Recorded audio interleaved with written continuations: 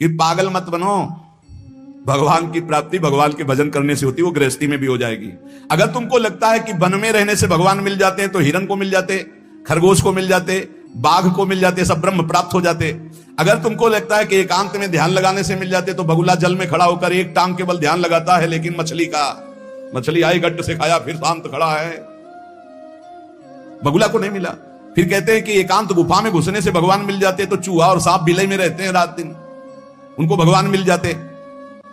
तो इसलिए हम तुमसे कह रहे हैं कि ये ची चपड़ की बातें छोड़ो। तुकाराम जी कह रहे घर में विट्ठल का मंदिर बना, घर को ही विट्ठल का मंदिर बनाओ, ठाकुर विराजमान करो, आप सेवक हो जाओ, बढ़िया भोग लगा के पाओ, नाम कीर्तन करो, कथा वार्ता करो, अपने कर्म को भगवान को अर्पित कर दो, भगवान की प्राप्ति हो जाएगी। बहुत सहज है गृहस्थ में भगवत प्राप्ति करना। हम तुमसे पूछते हैं, जो लोग सोचते हैं अन्न नहीं खाएंगे तो भगवान की प्राप्ति हो जाएगी, तो कितने ऐसे जीव हैं हमारी प्रकृति में। तुकाराम जी कह रहे हैं ये बड़े महापुरुष हैं, किसी के कहो सांप खाता अन्न, करे क्या धान बक भी, कपट भरा भीतर भरा उदर मल से, करे चूहा भी एकांत, गदहा भी भभूत रमावे, तुका जल नक्रालय काग ही नहाए कहो। तो क्या अन्न न खाने से भगवान मिल जाएंगे?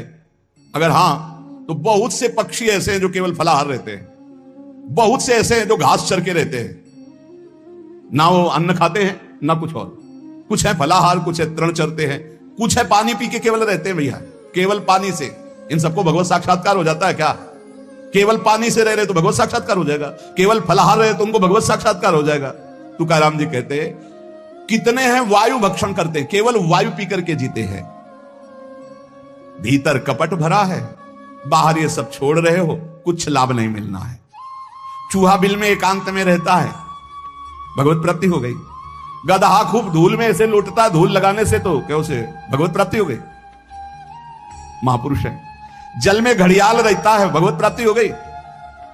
कौआ भी जाके गंगा स्नान करता है, जल स्नान, भगवत प्राप्ति हो गई। भैया जब तक भजन नहीं तब तक भगवत प्राप्ति नहीं, बाहरी क्रियाओं से।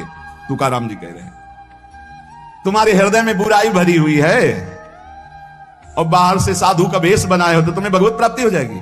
अरे चाहे वायु भक्षण करो, चाहे तुम ध्यान का नाटक करो, चाहे एकांतवास करो, चाहे भस्म लेपन करो, चाहे जल में खड़े हो जाओ, चाहे जितना अनुष्ठान करो, जब तक भजन नहीं करोगे भगवान का तुम्हारी बुद्धि निर्मल होने वाली नहीं, बाहरी क्रियाओं से कोई लाभ नहीं।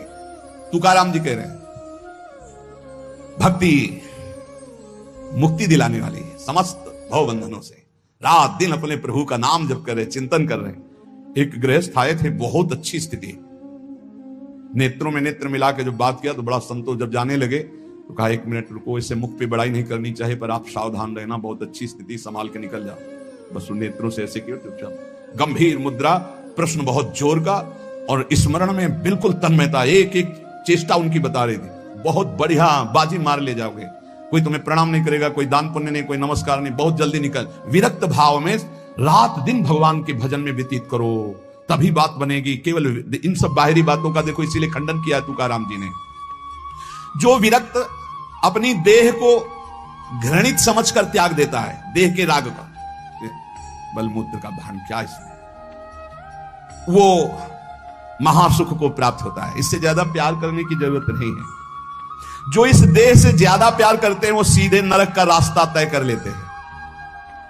बहुत संभल के चलने की जरूरत है। इस देह के राग को मिटाने के लिए ही तो भगवत मार्ग में चले, चाहे गृहस्थ हो चाहे विरक्त। तुम अपना स्वभाव बनाओ आत्म कल्याण के लिए। शरीर को ज्यादा सुख दोगे, ज्यादा सुख भोगोगे तो नरक का रास्ता पुष्ट कर देगा। और शरीर का त्याग भी नहीं करना है कि मतलब, क्योंकि शरीर के बिना भजन नहीं होगा, शरीर के बिना साधना नहीं होगी। तो उचित खिलाओ पिलाओ, उचित विश्राम और खूब भजन और सतमार्ग की चेष्टाओं की। इसको इतना भजन कराओ कि इसका भाव ही नष्ट हो जाए कि मैं शरीर हूं। तुकाराम जी कहते इसमें संदेह नहीं। वैराग्य की बातें करने से वैरागी नहीं हो जाता। जब सुंदर सुंदर भोग, सुंदर सुंदर रूपवान भोग शरीर के सामने उपस्थित और भोगने की इच्छा ना हो, उसका नाम वैराग्य है। बातें करने वाले वैराग्य की तो करते रहते हो, जब सामने प्रश्न आता है तो उत्तर नहीं दे पाते, अर्थात भोग आता है तो उन्हीं में लिप्त हो जाते हैं, उन्हें वैरागी नहीं कहते।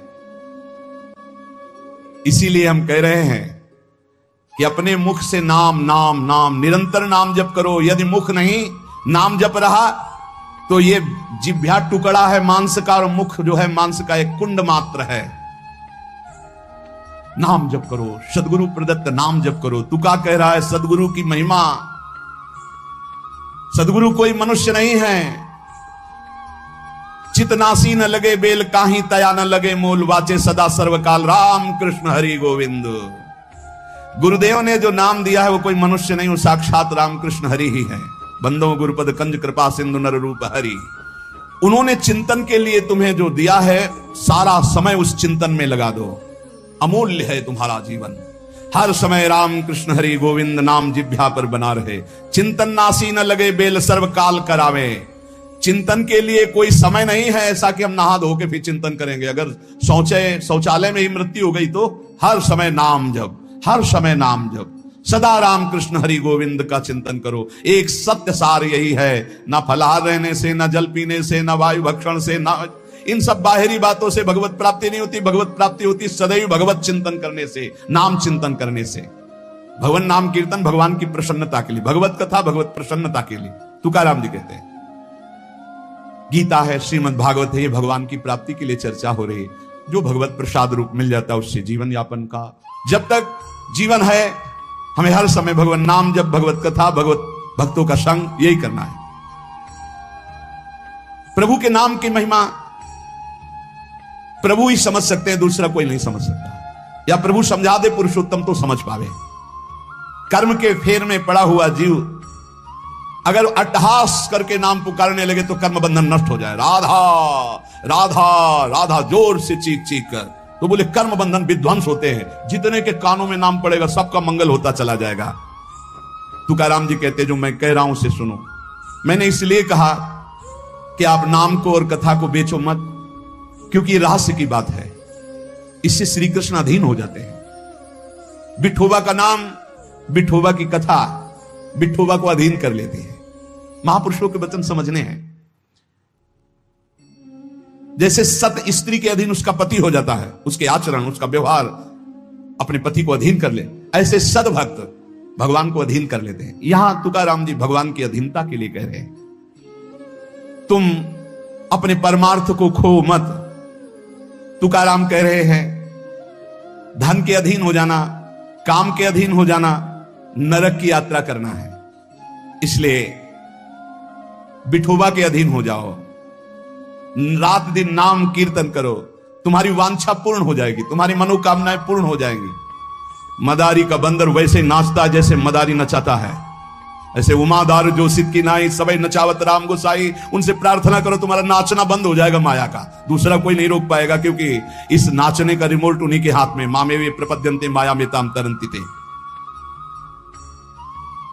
कभी भी उपासक भेद मत में पढ़कर तर्क वितर्क न करे। हरि हर सब एक हैं, हरि हर सब एक हैं। जैसे पीछे कहा था ठाकुर ठाकुर सब एक है, संत संत सब एक, और जो संतन का सेवन करे सो जागे शुद्ध विवेक। ऐसे यहां कह रहे तुकाराम जी के हरिहर में भेद नहीं है। जो भेद फैलावे, लड़ाई झगड़ा करे, ऐसे से दूर रहना। मिठास में चीनी है, चीनी के खिलौने बने हैं। एक सवार बना हुआ है, एक घोड़ा बना हुआ है, दोनों में चीनी क्या कम है क्या? बराबर चीनी है। चाहे घोड़े से शुरू करो तो मिठास, सवार से शुरू करो। दीपावली में आते ना बने, ऐसे ही चराचर जगत में सेवक स्वामी बना वही सच्चिदानंद है। हरिहराम भेद नाही नका करुम वाद, एक एकाचे हृदयम गोडी साखे रेचे ठाई। जहां हरिहर में कोई भेद करके निंदा करने लगे, वहां से कान में उंगली डाल के चल देना चाहिए। एक ही ये परम तत्व है।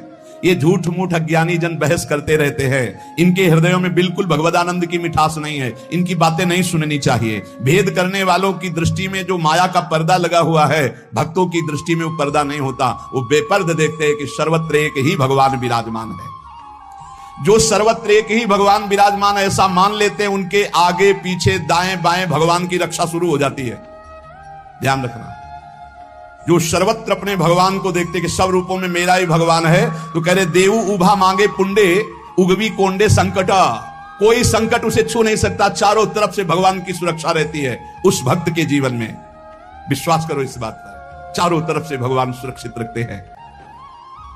और जो सदैव संतों का स्तवन करके भगवान का भजन करता रहता है, उसमें कोई ऋण नहीं रहता।